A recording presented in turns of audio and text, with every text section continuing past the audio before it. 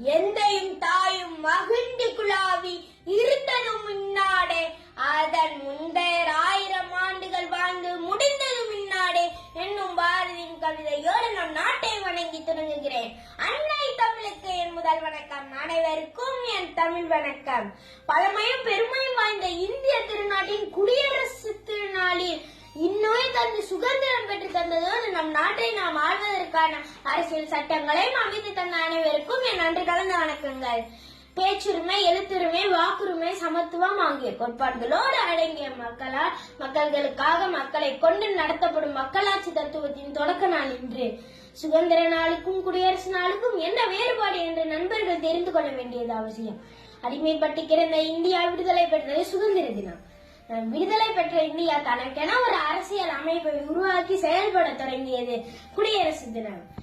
சுதந்திர தினம் அன்று கொடிக்கம்பத்தின் கீழிருந்து மேல் நோக்கி ஏற்றி பின் கொடியை பறக்க விடுவர். குடியரசு நாளன்று ஏற்கனவே மேலே உயர்த்தப்பட்டிருந்த கொடியை உச்சியிலிருந்து பறக்க விட வேண்டும். பல சிறப்புகள் வாய்ந்த இந்த குடியரசு நன்னாளில் நம் நாட்டின் பெருமைகளை போற்றி மகிழ்வோம்.